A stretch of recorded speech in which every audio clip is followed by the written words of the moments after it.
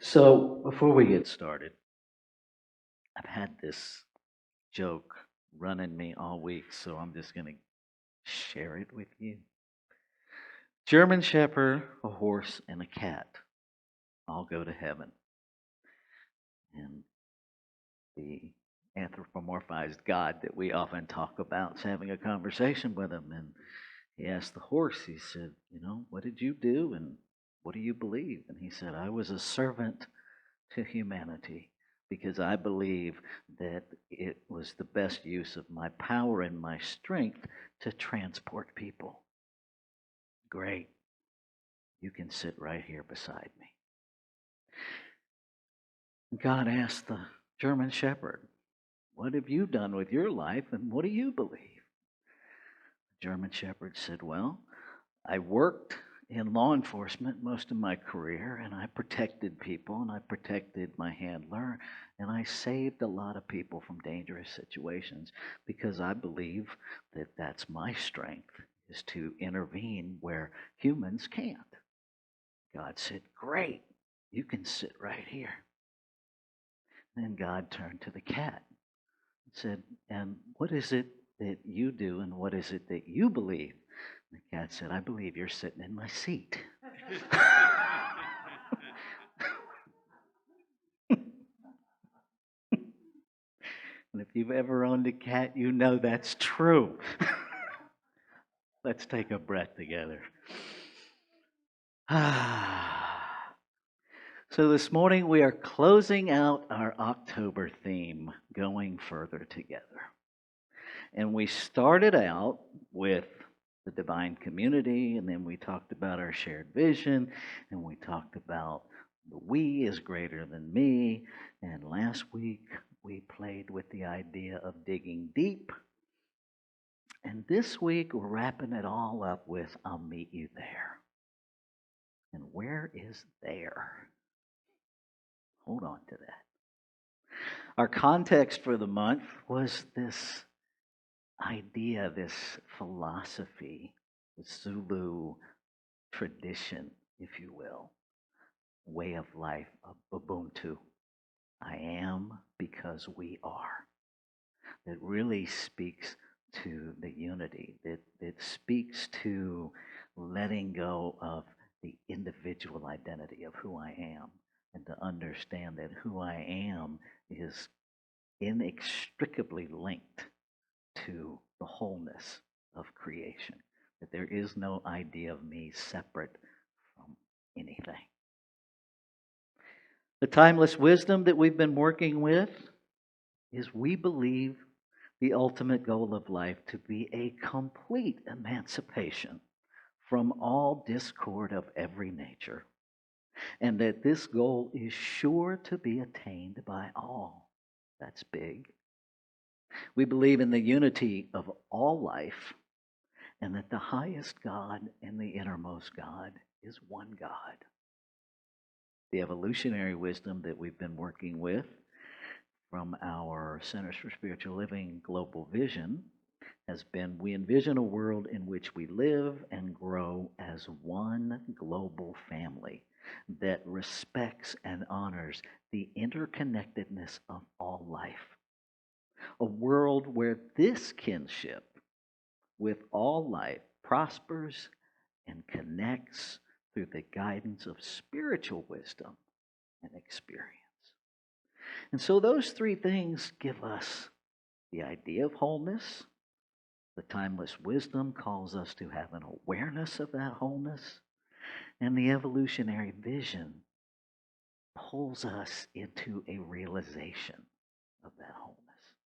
Because when we realize, when we make wholeness real, we will have a world that works for everyone. It will be unavoidable. Think about that. Unavoidable. So we started off the month with this quote that I just love from Pierre Teilhard Chardin, which was he was a significant influence on Ernest Holmes. Uh, Driven by the forces of love, the fragments of the world seek each other so that the world may come into being. Now, is that not wholeness recollecting itself? And that the impetus for that is love. So if we remove everything unlike that, love will have its way with us. We don't have to create more love. Rumi says that our job is not to create more love. Our job is to remove the barriers that we've created against it. Love me some Rumi. And so what if we focused on being the love that we are instead of spending so much time trying to stop problems? What if we spent our time and focus in the solutions? Because here's the truth of the matter. I can stare at my flat tire and I can imagine it full of air. And I can imagine all of the tire companies in the world producing tires that never go flat. But until I do something to remedy my current flat tire, until I move from problem identification to solution realization, my tire is going to stay flat. And my truck is going to go ba-doom, ba-doom, ba-doom, instead of. Right? And so how often do we ignore the ta-doom, ta-doom, ta-doom in our spiritual lives? We hear the problem, we're feeling the problem, we focus on the problem. But we forget to move to solution because we're fixated. Right? I used to have, when I was doing clinical social work, I had a stash of little boxes called the why box. And when I had clients that were really stuck in figuring out why, really convinced that if they could just figure out why, all the problems would magically correct themselves. There was a little box, and on the top it said why with a question mark. And when you opened it up, it said because. Because that's the only thing why is going to tell you. It is simply going to give you because. It doesn't give you a solution. It's really a profoundly intellectual form of blame. We want to know who to blame because then they're responsible and I'm not. Doesn't work that way. Because even if it is their fault, blaming them changes nothing. You're still in your situation. And your situation is still demanding a solution, which is always alive in you, simply waiting for you to recognize it, embody it, and act upon it. It's that simple. And yet there's nothing easy about it. Right? Simple does not mean easy. But our affirmation this morning helps us with that. And I invite you to keep it handy this week. I step beyond my old limited ideas into a fresh new field of freedom.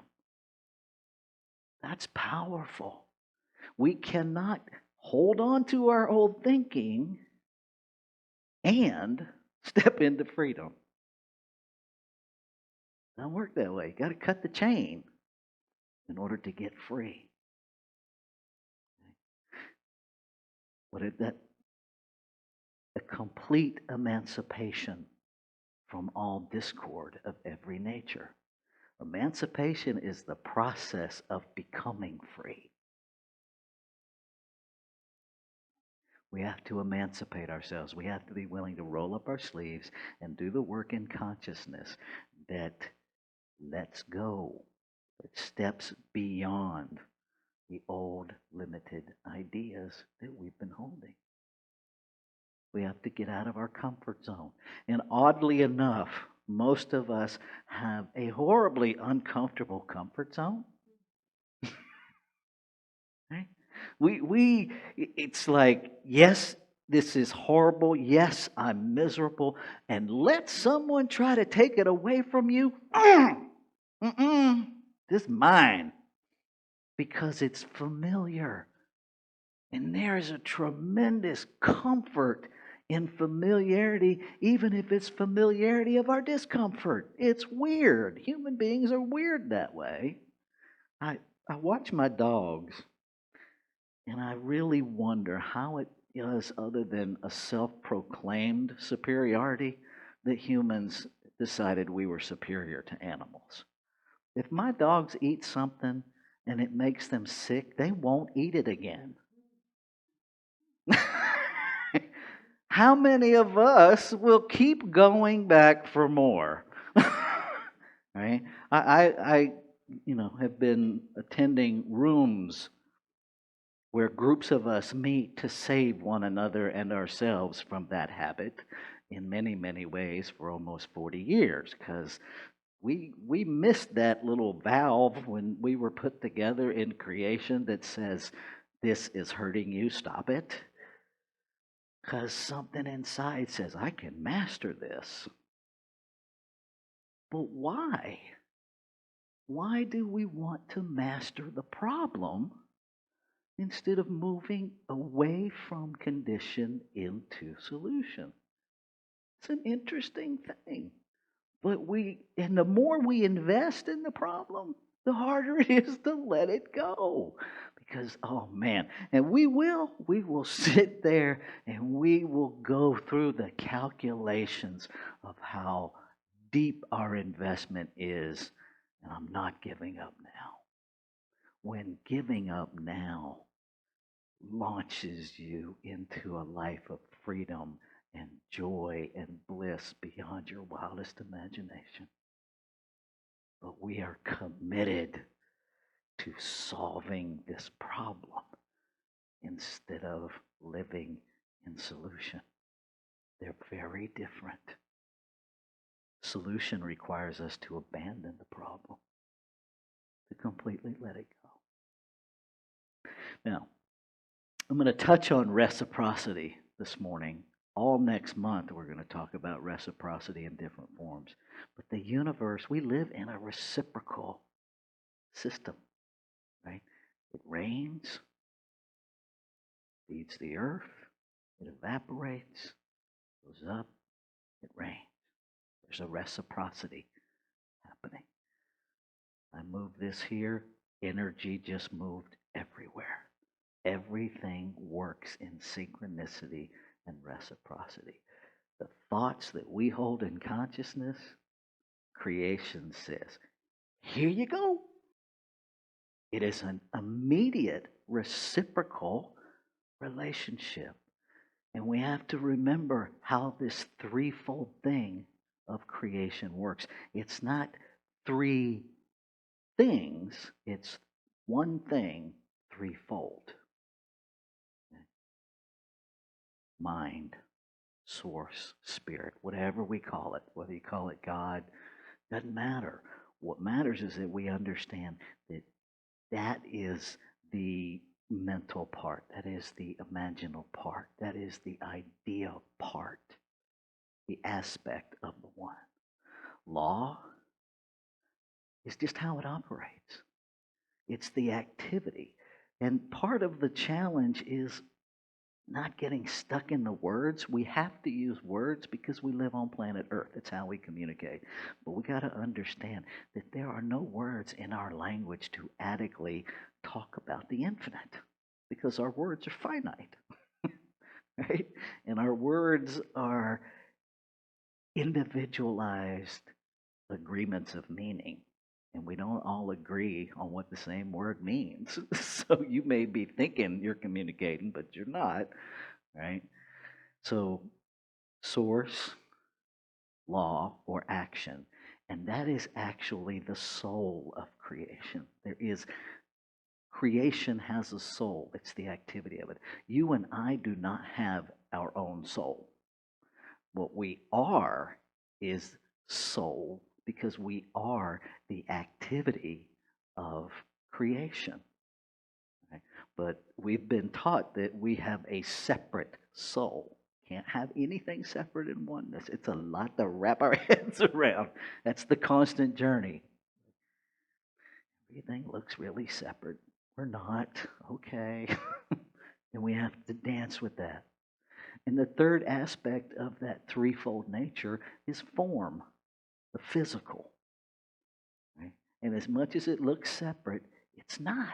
It's just a different expression. Okay?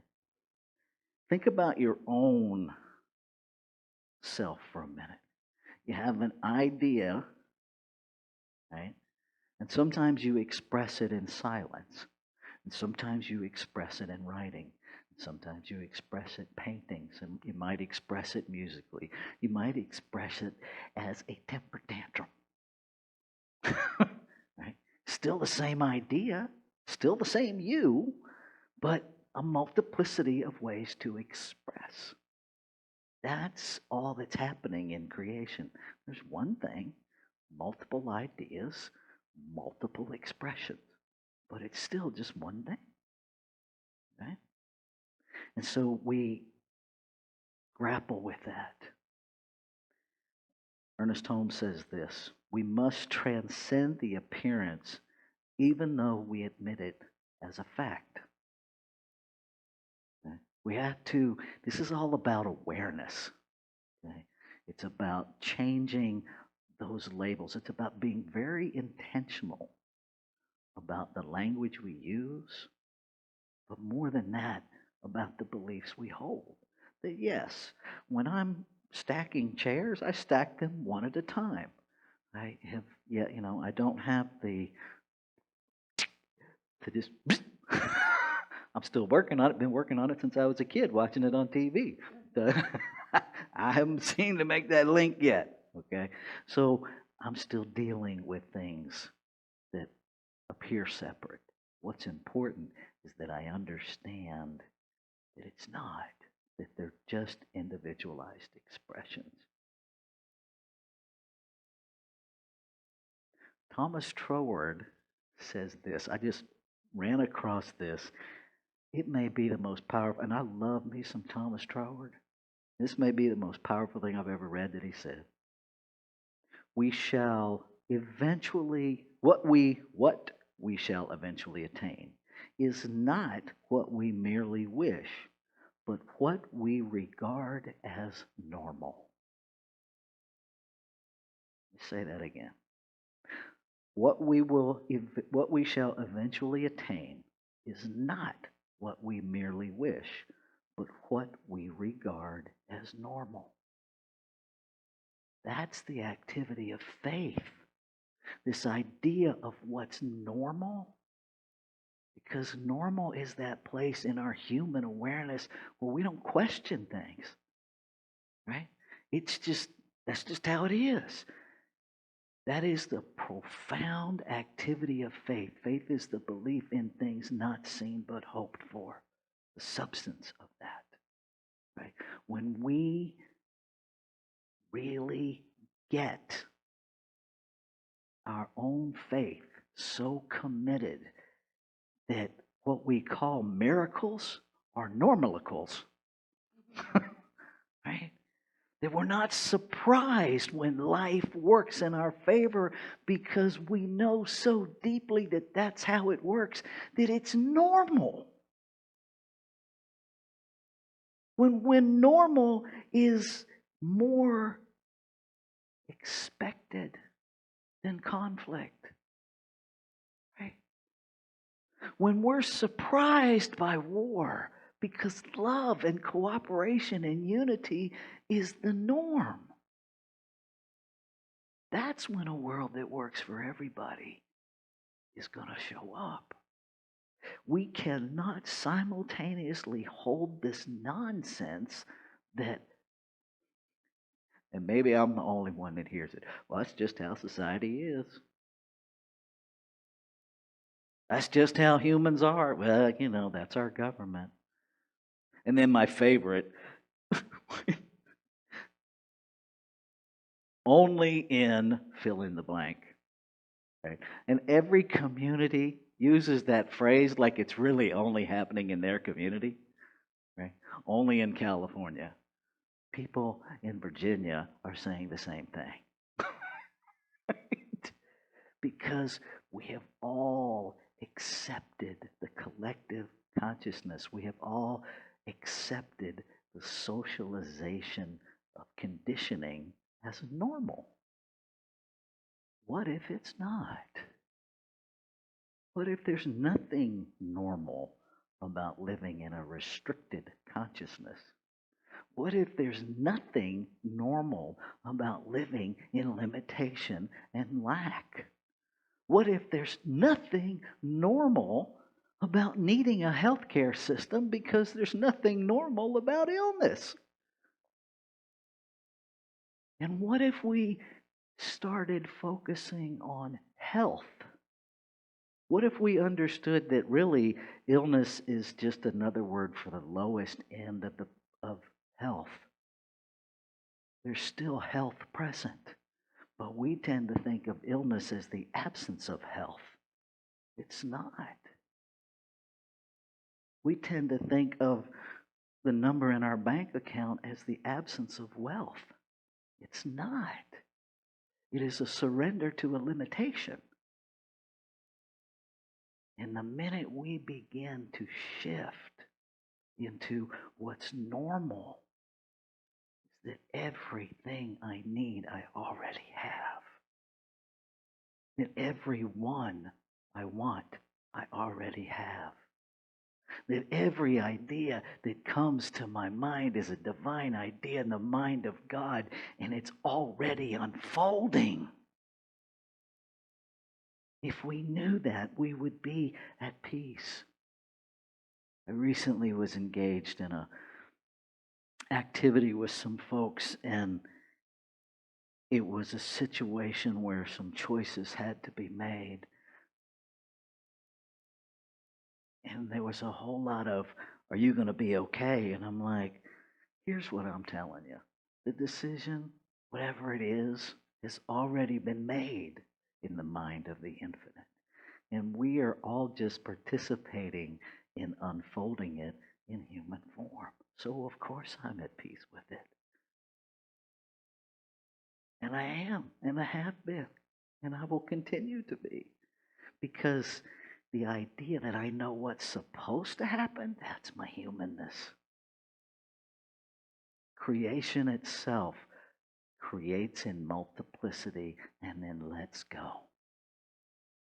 There's the example, folks. Let go. Right? Have the divine idea. Be aware of what that idea is. Own it. Celebrate it. Speak it into being. And then be amazed at how all that happens. Be amazed at the form it shows up in. Those of us that are parents, did your child show up the way you think they were going to show up? No. They did when they were first born. That part was pretty close, right? And then they developed mobility. And then not so much. And then they developed language, and things seemed to go even further downhill. And then they got a driver's license. Holy moly. Right? And all of a sudden, your divine idea of a child is not unfolding the way you planned. And the first time you get a call from an emergency department and your child is there, it wasn't part of the plan. Or was it? Right? We are all empowered to live life to its fullest, unrestricted. Lean into that, but you have to do it for yourself first.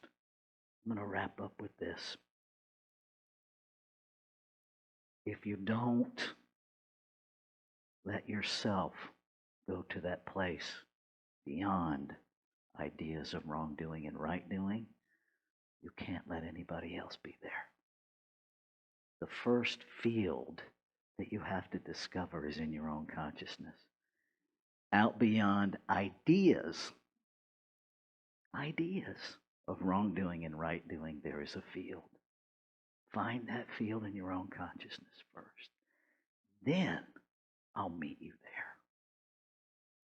When the soul, the activity of creation, lies down in that grass, rests, the world, all of it, is too full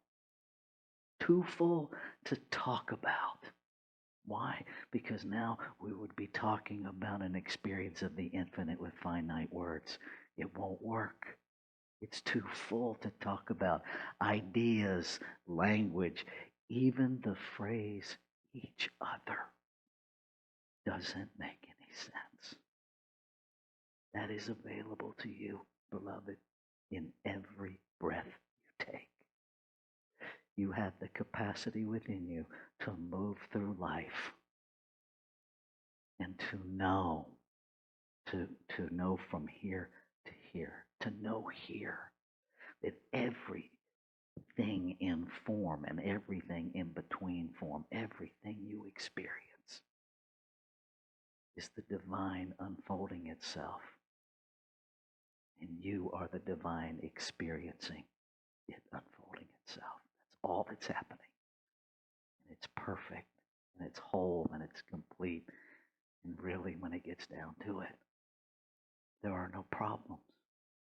Nothing's right, nothing's wrong. It just is what it is.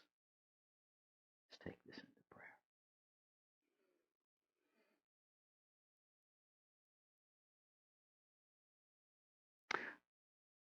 As I allow myself to become cognizant of this one, of this preciousness, of this wholeness, this perfection, this completeness that I call life, I am reminded that I am that. I am reminded that all life is that. So I speak my word, recommitting to living in intentional awareness, letting go of old ideas of limitation, allowing myself to be made new again by the renewing of my mind, to be transformed by the renewing of my mind, to live in awareness that all is God and God is all there is, that love is the greatest power there is, and all life is that expressing. And so I celebrate. I surrender to living in joy. I let it go. I let it be. And so it is.